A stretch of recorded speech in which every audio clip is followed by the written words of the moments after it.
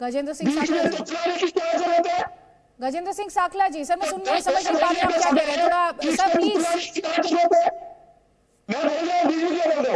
आराम से सर। सुना है और सुनने के बाद देश के अंदर जिस तरह से अमन और चैन, कम्युनल हार्मोनी को नुकसान पहुंचाया जा रहा है इन मुद्दों को उठा करके, क्यों नहीं केंद्र के अंदर सरकारें हैं और एक आदेश जारी करे, कोई भी लाउड स्पीकर का ऐलान यूज नहीं करेगा। कौन करने का लागू?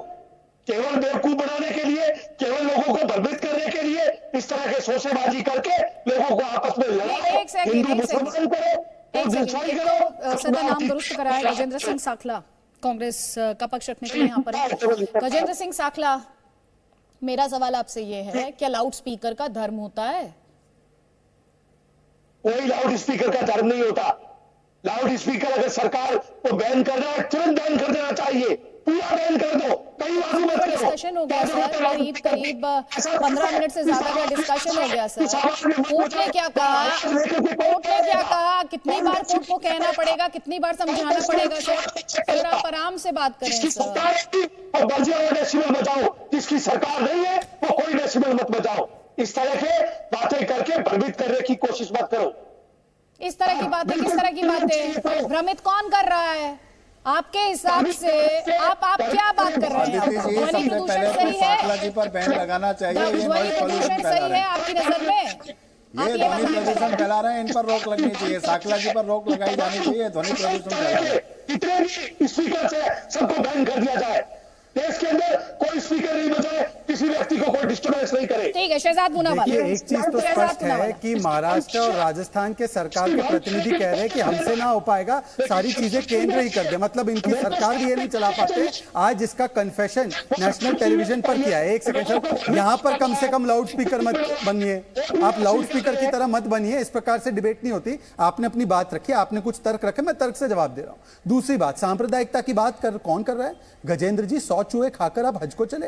करौली में हिंदू लोग अपने नवरात्रि के समय, नववर्ष के समय एक यात्रा निकाल रहे थे परमिशन के साथ। उन पर किसने पथराव किया, क्यों होने दिया? पीएफआई ने पहले ही बता दिया था कि ऐसा होगा। कैसे उन्होंने इसमें मिलीभगत करके वो पथराव किया उन पर? और पीएफआई को आप मार्च निकालने की परमिशन देते हो, जो एक सांप्रदायिक संगठन है, और हिंदू अगर निकालना चाहे तो उन पर पथराव होता है, हमला होता है, और आप सांप्रदायिकता की बातें करते हैं। क्यों आपके राजस्थान में आज ऐसी स्थिति बन चुकी है?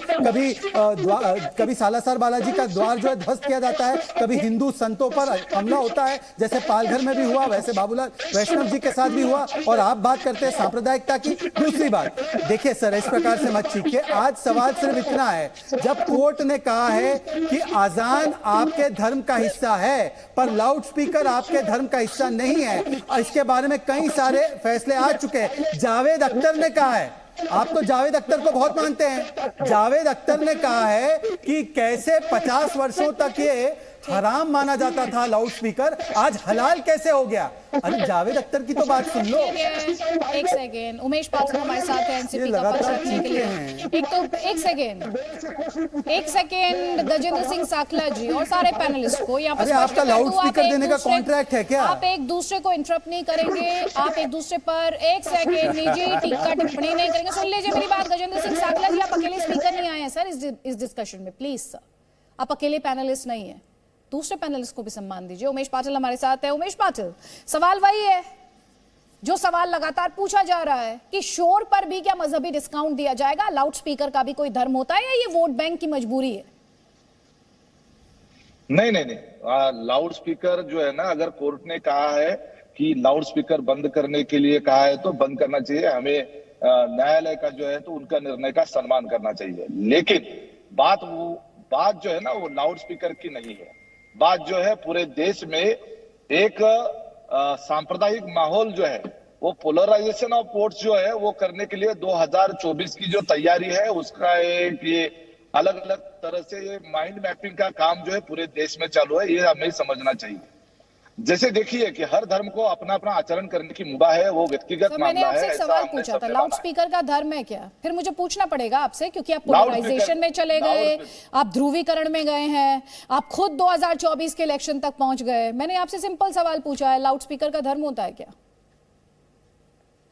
लाउड स्पीकर का धर्म होना संभव ही नहीं है। लेकिन आप समझ सर आपका जो लेकिन है, डिस्कशन किस लिए बैठे? सर आपका जो लेकिन है, ये जो डिस्कशन, हाँ बताइए। उसी पर सवाल है मेरा, उसी पर सवाल है कि जब बताइए लाउड ना, स्पीकर क्या का सवाल धर्म है, नहीं है मैं तो उसका सिर्फ जवाब दे देता ध्रुवीकरण हूं। कैसे होगा?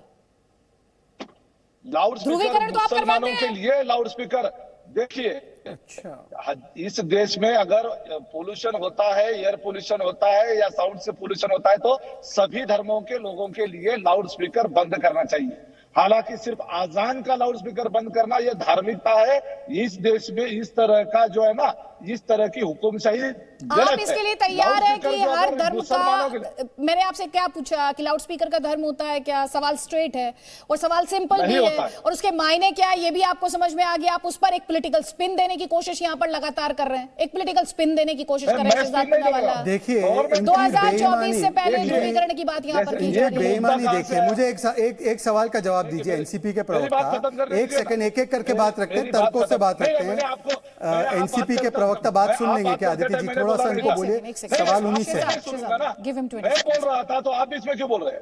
अरे सर वो बीच में आदित्य नहीं जी बोल ने रहे, मुझे आप बोला। सवाल का बोल रहे जवाब थे। दे रहे हैं सर, आपके उन्होंने सवाल का मुझे जवाब दे रहे हैं। कहा आप कह कि रहे हैं कि बात 2024 से पहले ध्रुवीकरण की कोशिश है, उसी सवाल का जवाब दे रहे हैं। आप सुने तो आप सही चलिए। सर। हाँ, दीजिए बोलिए। सुप्रीम कोर्ट और हाई कोर्ट भी क्या 2024 की प्लानिंग कर रहा था, इसलिए उन्होंने ये आदेश दिया? दूसरी बात, ये 5 बार दिन में कौन से और मजहब में लाउड स्पीकर यूज होता है, मुझे जरा बताइए।